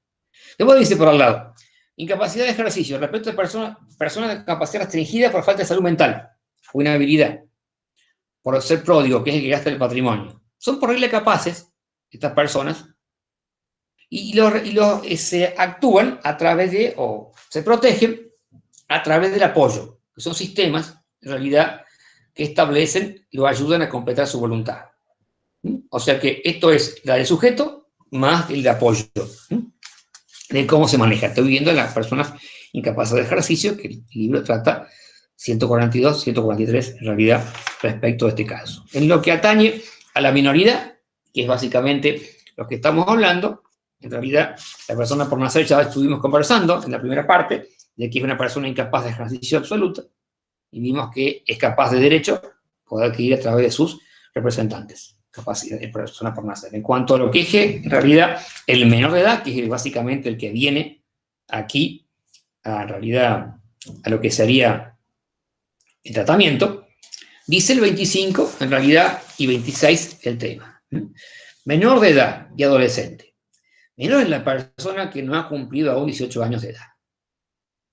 Ahí básicamente estamos en la minoridad. Este código denomina adolescente al menor que cumplió 13. O sea que de 0 hasta que cumple 13 es niña, niño. Después de que cumplió 13 es adolescente. Y eso llega hasta el momento en que cumple 18. Cuando cumple 18 pasa a ser mayor de edad. Esa es la regla que tiene como está establecido el segmento etario. ¿Cómo ejercita los derechos estas personas menores de edad? A través de sus representantes legales, que son sus padres, y si no, las personas que, los tutores, en caso de que no tenga padres o que los padres se les haya suspendido el derecho de responsabilidad parental, tutor. No obstante, cuando este cuenta con edad suficiente, puede ejercer por sí actos que le están permitidos. Y en caso de que haya conflicto de intereses, interviene básicamente con asistencia letrada. Algo importante acá, la persona menor de edad tiene derecho a ser oído en todo proceso judicial que le concierna, ¿sí? Y participar en las decisiones de su persona. Para ser oído, como yo les decía, puede ser que lo oigan porque habla, porque escribe, o sino que se hace expresar de otra forma, a través de un dibujo. O sea, esto es ser oído, expresar la voluntad de alguna forma. Si le ponen, han visto que por allí en las partículas menores está la cámara Gesell, que se llama. La cámara Gesell es una habitación donde hay, suponte, atrás hay una ventana, hay un vidrio, un espejo, que en realidad es una ventana. Se ve del otro lado. Acá no se ve nada, es como si te vieras vos al espejo, atrás se ve. Y hay micrófono en esta mesa, está yo, está el niño, atrás está en la otra habitación, detrás de esta ventana, está que yo no veo, pero sí me ven y escuchan lo que hace. Yo en realidad, tenía el chico que está sentado, esperando que entre. Y por ahí en realidad abre la puerta. Entra un sujeto, el niño se esconde abajo de la mesa, o le pasa algo, no se le pasa algo al chico, y bueno, hay que oírlo, desde el punto de vista figurativo. Está explicando algo. Y eso no importa la edad, ni 5, ni 4, ni 3, ni 10, ni 12, no sé. Y no es que habla y dice, me pasa esto, y escribe. O sea, ser oído, a eso significa ser oído. Por supuesto que si expresa oralmente, mejor. Pero eso apunta allí. ¿Y cómo es la mecánica, básicamente, de esta situación? Bueno, el código hace referencia a estas cuestiones, cómo es la mecánica que tiene, y qué actos son los que en realidad puede hacer. Bueno, acá el programa divide en los actos que, en realidad, cómo los ejercita los derechos. Hay que ver si hay actos que requieren autorización expresa, actos que son tácita la autorización, o sea, o que se presume, mejor dicho, y actos que no requieren autorización. Actos que requieren autorización, en realidad, son aquellos actos que son trascendentales para la vida del menor. Están básicamente en la parte de familia, en el 645. Lo que está en el 645 del código es lo que estaba en el viejo código, en el artículo 264. El viejo artículo 264 del Código Venezolano está reproducido en el 645 actual. Actos importantes, esenciales. Acá puede pasar que tenga un doble vínculo filial, el menor, padre y madre, hace falta que los dos presten consentimiento. Y en caso de la negativa de uno, se suple en realidad a través de la venia judicial, porque se hace un pedido y el que no está de acuerdo con la decisión debe expresar el motivo y si el juez valora, o si no la expresa, la suple directamente. Cuando hay un solo vínculo filial, porque es reconocido por un solo cónyuge, por un solo progenitor, perdón, por la madre, por ejemplo, o es viudo, o viuda, entonces el vínculo es uno. Es uno solo. En caso, como te digo, de que alguno no quiera o se oponga, siempre se puede ir al juez teniendo en cuenta un parámetro que se llama el interés superior del niño. Entonces, hay algunas que son consentimientos expresos, como te digo, contra el matrimonio, ingresar a comunidades religiosas, salir del país, todas esas cuestiones tienen que ver con, o para cambiar su residencia en el extranjero, o estar en juicio por sí mismo, a no ser que esté en juicio civil o penal por causas vinculadas a que ejerce profesión. El 30 establece que si el menor tiene un título habilitante, lo puede ejercer de manera independiente, sin ningún tipo de autorización. Ese título habilitante del 30 hace referencia a aquellos casos en donde hace falta un estudio previo y se otorga el título a través de una entidad educativa autorizada por el Ministerio de Educación. O sea que no es que aprendió a ser zapatero, por ejemplo, o aprendió a ser mecánico. Estamos hablando de que hay una entidad educativa que le otorgó el título de martillero público, corredor inmobiliario, técnico superior en realidad de no sé qué cosa, que en realidad técnico dental, en fin, carreras cortas, ¿no? Cuando la mayoría de edad era 21 años, se citaba algunos casos de algunos abogados que se recibieron antes de los 21. Siendo los 18, capaz que en lugar de 5 llevaba 3. Hoy en día son casos imposibles, porque tiene que tener 17. O sea, tiene que ser son títulos que tienen que ver con la profesión y está habilitándola. Si no tiene ese título, no puede ejercerla. Entonces, cuando en realidad esta persona tiene 17 años y está en juicio civil o penal, pero con cuestiones vinculadas a la profesión, ahí no tiene nada que ver la progenitora. En cambio, cuando es un juicio civil, en realidad hace falta que lo habiliten o que la autorización expresa de ambos progenitores, salvo que sea este tipo de juicio, como te digo, referidos a la profesión que tiene, artículo 30. O cuando es un juicio criminal, ahí no hace falta, porque tiene la edad de imputación mínima que es 16. O cuando es reconocido, cuando es demandado para reconocer hijos, en realidad, que puede haber posibilidad en esa edad, bueno, ahí en realidad no hace falta, pero en los otros casos sí. ¿En qué caso se encuentra presumida la autorización? Bueno, todos los actos que ese menor, que ha cumplido 16 años, en realidad está autorizado para ejercer profesión o industria. O sea que básicamente está trabajando, entonces si tiene 16, ¿por qué 16? Porque menos de 16 se considera trabajo infantil. O sea, a partir de 16, antes de los 18, si trabaja, se supone, en realidad, que esta persona está autorizada. Básicamente para eso. O, en realidad, estos casos que tienen que ver con esto, para ejercer, en realidad, profesión o industria, o para ejercer pequeños contratos. Se supone que cuando el chico tiene 12, 11, 15 o 10 años, por ahí, es muy difícil que los 10, pero en una época sí lo había, el chico viaje solo en el transporte. Y cuando sube, en realidad, y marca la tarjeta, o compra el boleto, es un acto jurídico. Y se supone que lo está haciendo con autorización presumida de los padres. O cuando va a la cantina del colegio y compra un objeto, y tiene 8, y tiene en realidad 10, 12, se considera que está autorizado. Es la capacidad que tiene para hacer pequeños contratos, básicamente del artículo 684. Los actos que no requieren ningún tipo de autorización, que lo puede hacer solo, es ejercer la profesión si tiene título habilitante. Ahí lo ejerce solo.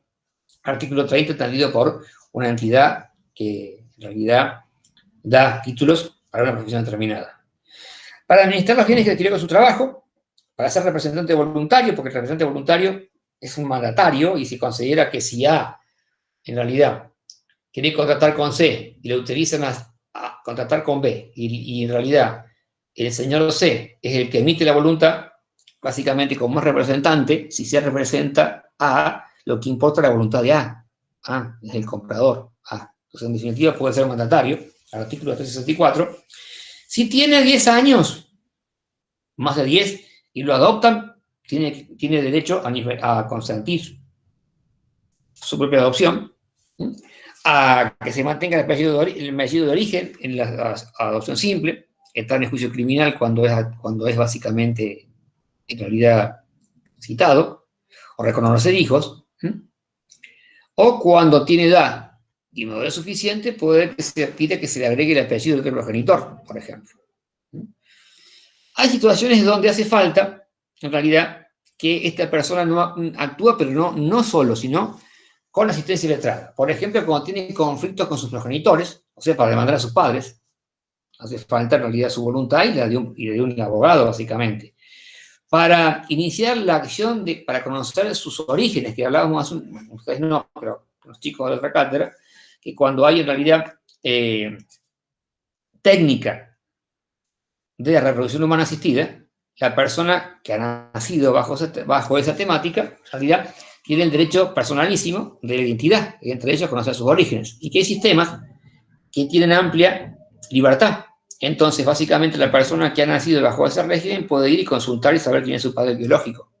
Y otros lugares, como el nuestro, no se puede averiguar porque el donante es anónimo para la persona que ha nacido, pero en el banco de datos está el nombre y apellido del donante. Entonces dice por allí que en caso de enfermedad, se demuestra, por ejemplo, que este menor tiene una enfermedad hereditaria. O sea, por ahí es capaz que importante que él sepa quién es su padre biológico, el dador del esperma, por ejemplo, para poder curarse o para saber más de su enfermedad. O aquellos que dicen únicamente como el nuestro eso o por razones fundadas. El juez verá si básicamente tiene derecho o no. Es esta acción para conocer sus orígenes. Para intervenir en el juicio de adopción, que en realidad él participa, para ver cómo es, básicamente, o la adoptabilidad, lo van a adoptar, o para el cumplimiento de la parte de las obligaciones alimenticias, o reclamar sus propios intereses. En todos esos casos, en realidad, hace falta su voluntad y la de un abogado.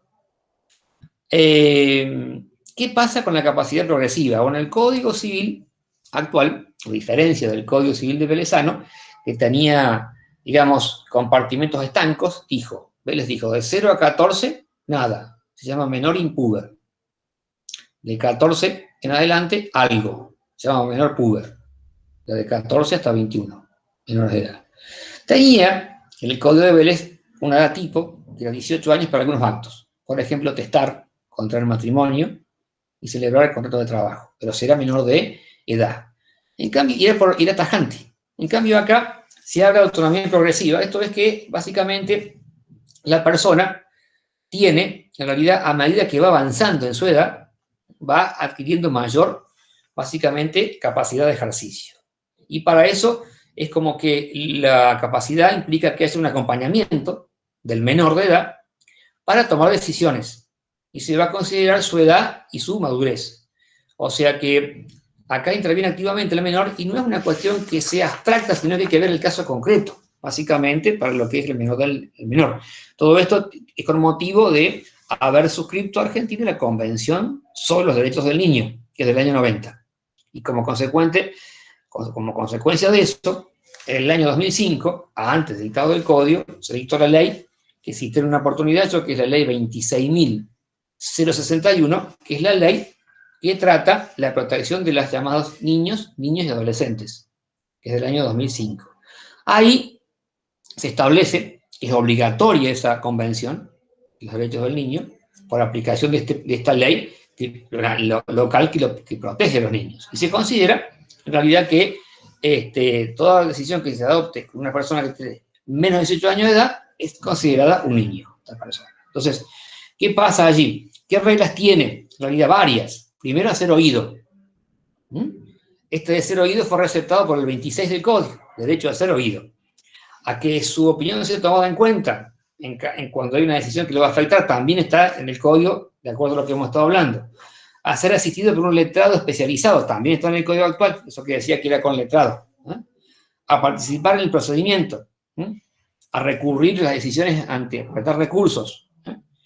Y fija, aparte de alguna edad determinada, ese grado de madurez suficiente que hace referencia a la capacidad de discernimiento, en concreto, en el caso concreto. Entonces, básicamente esto tiene que ver que el Código ha cambiado. Si bien la jurisprudencia venía sosteniendo antes que no podía ser más rígido, tenía que ser flexible y ver el caso concreto, hubo fallos básicamente que se fueron dictando en base a la convención y no al Código. El Código actual dice, toda persona ejerce su derecho, siempre que tenga grado de madurez suficiente.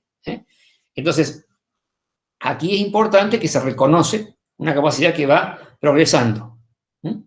Es decir, a mayor capacidad de la persona, mayor posibilidad de ejercicio. Se va restringiendo todo lo que es la responsabilidad parental, como consecuencia de eso. No obstante, ello es muy importante tener presente esta parte que está en la página 149, al último, los últimos párrafos, 2 párrafos o 3, que dice, hay que tener en cuenta que acá la cuestión pasa por diferenciar de los actos que son negociables a aquellos que son derechos personalísimos. Entonces el Código, por lo general, cuando son actos negociables, dice en el 921 que se tiene 261, 921 era el de Vélez. 261, 261 dice que se considera la persona que tiene discernimiento para el acto lícito cuando tiene más de 13.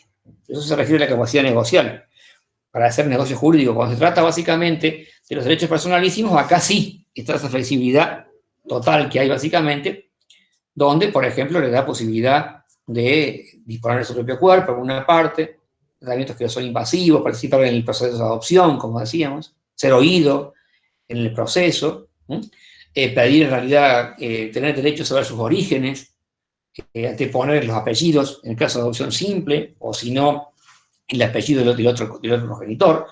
Acá en lo que es patrimonial, es claro, porque el 690 y 92 te dice justamente ese, el 690, y lo que es la parte patrimonial te dice, los progenitores pueden celebrar contratos con terceros en nombre de sus hijos, estando obligados directamente en realidad a informarles de acuerdo a la edad que tienen. En cambio, en materia de derechos personalísimos, en especial el cuidado del propio cuerpo, esto tiene una autonomía progresiva mucho más importante porque tiene en cuenta la madurez de la persona. Y eso es una situación importante. Perdón. Importante. ¿Puede dar un ejemplo de los artículos 690 y 692? Los contratos en realidad que hace el padre respecto de contratos en nombre del hijo. Por ejemplo, tiene una casa, el hijo, y el padre la va a alquilar. El hijo, el tío, el padrino, eso no es una casa, y el padre la va a alquilar. Entonces, en realidad, en esos casos, le informa lo que pasa y siempre que tenga edad suficiente. En cambio, en materia de actos personalísimos, por ejemplo, en el cuidado de su propio cuerpo, la persona tiene autonomía. Hay una parte que por allí está citado, que dice, en un fallo por ahí que cita el libro, que es de la Corte Británica, donde había señoritas que tenían más de 16 años y que ya no usar anticonceptivos, y la madre no quería, y ella sí, y fueron a la Corte, y llegó a la Corte Suprema, o a la Corte más importante de Inglaterra, y dijo que a esa edad tenían edad suficiente y grado de madurez como para poder disponer del propio cuerpo para no quedar embarazada. Eso es una parte que no es económica, ¿verdad?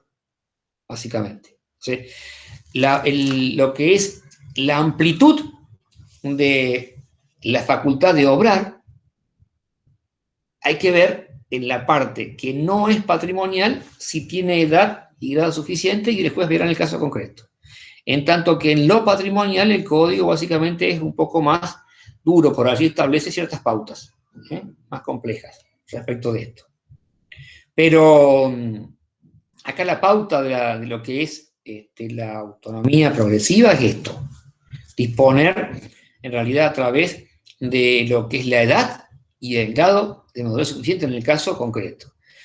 Es importante citar básicamente una ley, que es la 27.364, que es una ley que establece que en el caso de que haya menores que no tengan responsabilidad parental, porque en realidad los padres en realidad los dieron en adopción y nunca los adoptaron, y nos encontramos básicamente con casos que tienen entre 16 y 18, todavía no han cumplido 18, pero tienen más de 16, dice básicamente que en esos casos se entiende por adolescentes o joven sin cuidado parental aquellos que se han separado de su familia de origen nuclear y estén en su referente activo y residen en dispositivos de cuidado formal, o sea, están bajo el juzgado de menores. Entonces, esos menores que no lo han adoptado y que tienen más de 16 y menos de 18, para esa ley es como que le da la mayoría de edad de manera anticipada. Pero son casos especialísimos. Son casos básicamente...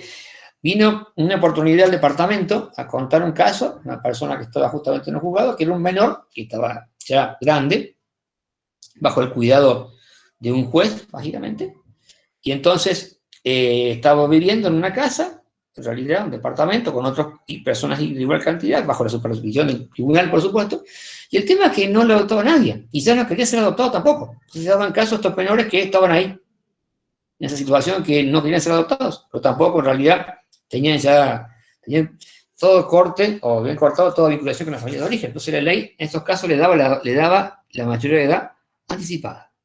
Para esos casos, no para cualquiera, no para un hermanito, para un sobrino, para un tío, sino esos casos, esos menores en particular.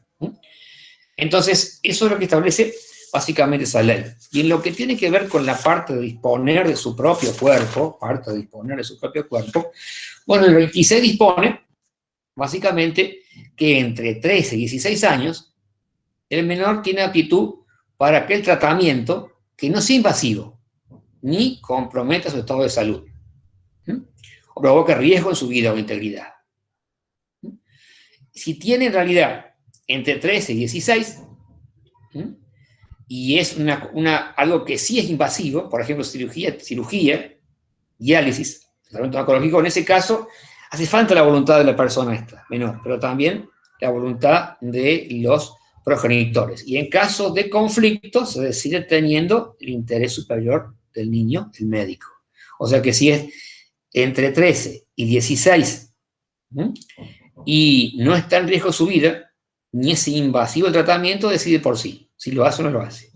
Si tiene entre 13 y 16 y es invasivo y está en riesgo su vida, decide también, pero también lo hacen los progenitores. Y en caso de conflicto entre ellos, decide, en realidad, el médico allí, teniendo en cuenta, en realidad, todo lo que es el interés superior del niño.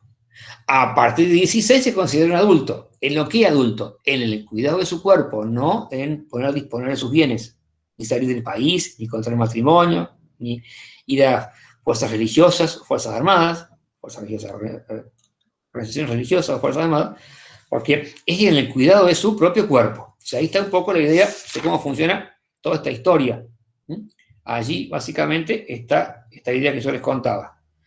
Y en el derecho alimentario, el Código prevé en la parte de obligaciones, en lo que es la parte alimentaria, no de obligaciones, sino la parte alimentaria, pero tiene que ver con obligaciones, que hay ciertas obligaciones que es el derecho alimentario que tiene el menor. Y ese derecho alimentario que tiene el menor, bueno, es una situación en donde se extiende hasta los 21 años, cosa extraña, porque básicamente ese es mayor a los 18, pero la obligación alimentaria subsiste hasta que tiene, en realidad, 20 años, 21 años. Mire cómo dice, en realidad, profe, el artículo. ¿Sí? perdón que lo interrumpa.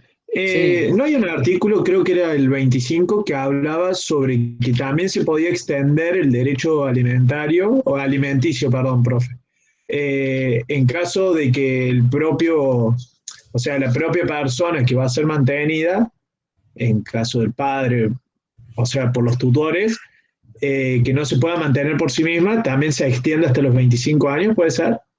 No, eso sí, ya es estudio universitario. Mira, el 658 dice así: ambos progenitores tienen la obligación y el derecho de criar a sus hijos, alimentarlos y educarlos conforme a su condición y fortuna, aunque el cuidado lo tenga uno solo, o sea, están separados.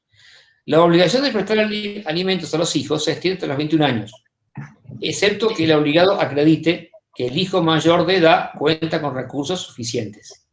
En el caso del hijo mayor de 21 años, que se capacita, se concede una excepción a la regla en virtud del cual la prestación alimentaria se extiende hasta que el hijo alcance los 25 años, si la prosecución de los estudios o preparación profesional de un arte u oficio le impide proveérselo por sí. El tope de edad es hasta cual ejercerá ese beneficio en razón de la edad promedio el cual los jóvenes culminan su capacitación. Para que sea viable, esta obligación deberá capacitarse, llevada a cabo al hijo durante los medios. O sea, ahí está básicamente, o sea, tiene que, se extiende hasta de 21 a 25 siempre que se capacite. Lo contrario es hasta los 21 y se es mayor a los 18.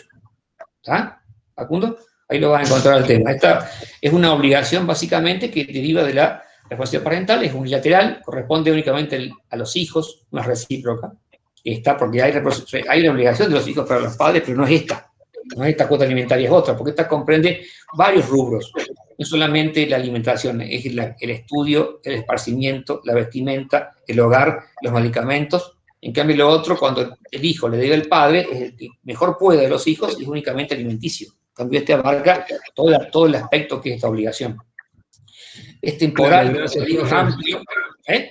Sí. Que muchas gracias, profe. No, está bien, hijo, ya venía el tema, ¿no? Está bien, si están bien conectados porque se han adelantado varias veces lo que iba a decir, o sea que me van siguiendo por lo menos. Eso es importante. Es de contenido amplio porque no solamente abarca en realidad lo que yo te decía, la educación sola, sino que es más que eso. Y se requiere en realidad para eso únicamente demostrar el vínculo filial que tiene. Finalmente, en lo que atañe, esto no es mucho para decir en realidad, en lo que atañe a cómo está protegida la persona menor de edad, pero ya estamos cerrando la clase, pero evidentemente que está cuidada o protegida por medios de protección. Los medios de protección son la responsabilidad parental, la tutela, para el menor que no tiene padres o que los padres le han quitado la responsabilidad parental, y después tenemos el caso de las personas que tienen enfermedades mentales, que en ese caso, en realidad, estaría la curatela. Y aparte aparece el Ministerio Público, que es parte esencial en toda actuación, ya sea judicial o extrajudicial, en que una incapacidad parte. O sea que es lo que se llama representación necesaria. Sí está representado por estos medios. Y apunta a este tipo de figuras: responsabilidad parental, tutela, curatela y la actuación del Ministerio Público en cada una de estas cuestiones, y ya esto sí, igual que emancipación, se lo voy a dejar en realidad para cortar, como dijimos, a las 45, o sea, un ratito antes para que tengan unos minutos para esparcirse, porque deben tener clase de vuelta seguramente a las 14 horas, si no me equivoco, que tengan por lo menos un 15 minutos de tomarse un té. Me tomo 5 minutos y me tomo un té. No puede ser la Virginia o otra marca, no importa, me tomo un té. Así de haciendo propaganda, me tomo 5 minutos, me tomo un té. Si ustedes en realidad tienen 15 para tomarse algo más. Un café, no otra cosa. Café. Entonces, esta parte de lo que es la protección y la emancipación, se la voy a dejar básicamente a Lucas Simón, en realidad Lucas Simón es uno de los profes, o si no, a Agustín para que la termine y arranque después con la que sigue. Por hoy, con esto, estamos listos. Con esto y un bizcocho, estamos listos hasta mañana a las 8. Así me decía cuando era chico. Gente, nos estamos viendo si Dios quiere. Estamos cerrando la clase de hoy. De nada. Adiós. Gracias. Nos vemos. Gracias. De nada.